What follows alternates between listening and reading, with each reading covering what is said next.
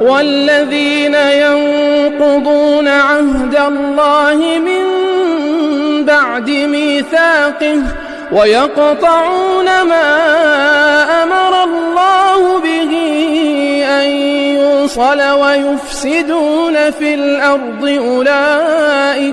أولئك لهم اللعنة ولهم سوء الدار. Pertanyaan berikutnya Ustaz dari Khairil dari grup Ikhwan 36. Ustaz, bagaimana cara untuk fokus solat untuk mencapai kekhusyukan Ustaz?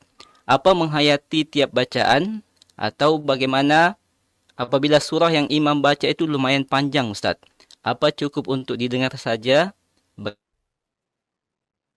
Bagaimana cara supaya diingat Tuhan di tiap gerakan? Ya, dari wasilah khusyuk itu banyak hal yang hendaknya dihadirkan oleh setiap muslim dan muslimah pada sholatnya. Ya, dan salah satu yang dia hadirkan adalah dihadirkan hatinya pada setiap bacaan di dalam sholat. Mulai dari takbiratul ihram sampai dia salam. Dihadirkan hatinya memahami takbir itu Allahu Akbar. Kemudian ketika dia akan masuk ke dalam sholat, dia baca doa iftitah. Dihadirkan hatinya memahami doa itu pada ta'awudnya, pada membaca basmalahnya, pada membaca al-fatihahnya, pada membaca surahnya, pada bacaan ketika dia ruku, ketika dia i'tidal, ketika dia sujud, duduk di antara dua sujud, ya, ketika dia duduk tasyahud. Itu semuanya bacaan-bacaan yang sangat agung, punya makna-makna yang sangat besar, yang membantu seseorang untuk khusyuk di dalam sholatnya. Jadi untuk membantu dia khusyuk, dihadirkan hatinya terhadap makna bacaan itu. Iya. Nah, ini memerlukan untuk kita semua pada dua hal. Hal yang pertama, dia perlu mempelajari tafsir surah Al-Fatihah dan surah-surah pendek yang biasa dibaca di dalam sholat. Adapun surah-surah panjang, siapa yang memahaminya lebih mendalam, itu artinya dia sudah membaca dari penjelasan, penafsiran dalam hal itu. Dan itu keutamaan Allah berikan kepada siapa yang Allah kehendaki. Dan hal yang kedua yang perlu dia pelajari, dia perlu mempelajari fikih bacaan dalam sholat.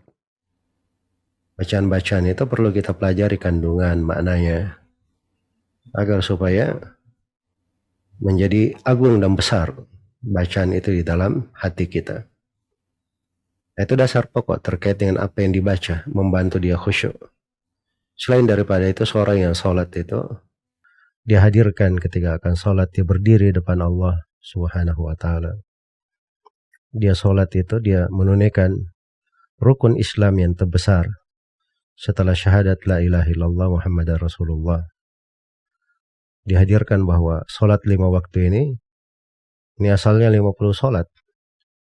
Kemudian berubah menjadi 5 sholat, dan 5 sholat itu senilai dengan 50. Seluruh kewajiban itu diterima oleh Rasulullah di dunia. Beda dengan sholat, itu diterima di langit oleh Rasulullah secara langsung. Dalam kisah Mi'raj ketika beliau diangkat ke langit. Dan sholat ini perlu seorang menghadirkan keikhlasannya, kesungguhannya dalam mengikuti sunnah Nabi, dalam menjalankan sunnah, dalam menjalankan sholat. Dia mutaba'ah. Dan dihadirkan kesyukuran terhadap nikmat. Bahwa ini nikmat besar dalam sholat ini, berbagai anugerah dan karunia.